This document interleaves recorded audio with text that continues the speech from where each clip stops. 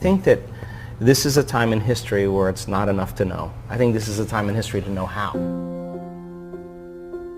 How many people in this audience actually believe in the idea that the way you think has some effect on your life? So how many people here actually woke up this morning and consciously created a future? You know, the biggest reason why people don't do it is because you don't really believe it's true. You see, if you knew on a gut level that it was absolutely true, would you ever miss a day? Come on. And would you ever let any thought slip by your awareness that you didn't want to experience? So if you believe this, then does your environment control your thinking, or does your thinking control your environment?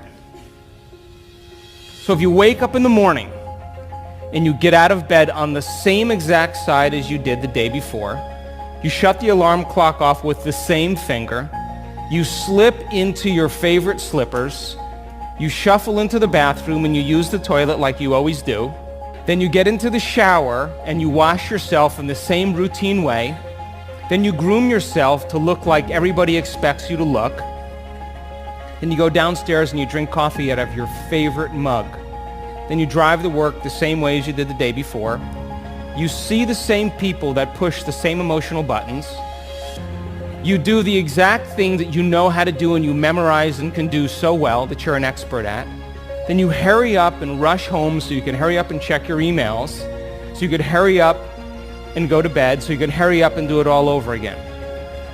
Now, here's my question. Did your brain change at all that day? We could say that you were thinking the same thoughts, performing the same actions, that create the same experiences, that produce the same emotions, but secretly expecting something to change in your life. As you see the same people and go to the same places and do the same things at the same time, it's the external environment that's turning on different circuits in your brain, causing you to think equal to everything that you know. And as long as you think equal to everything that's familiar or known to you, what do you keep creating more of?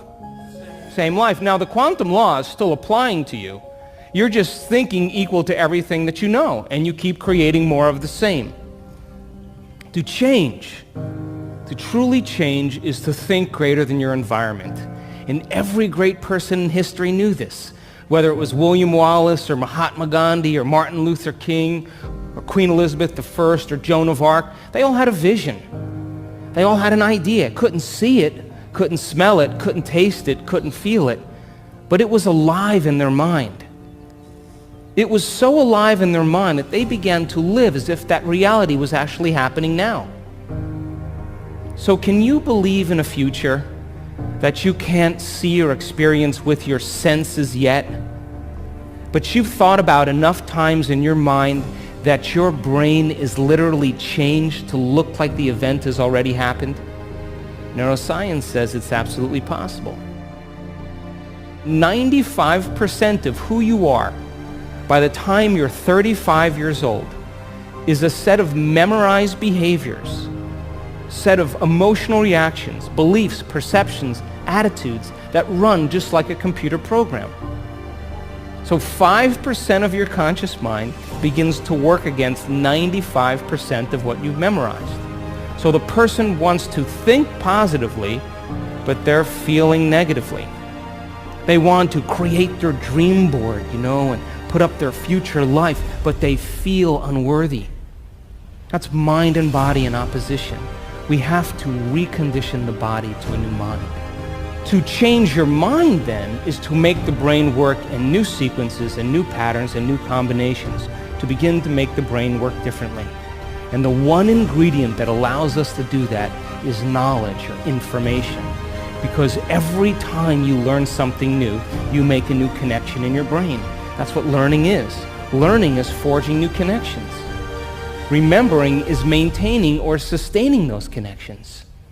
Write down the choices you have to stop making.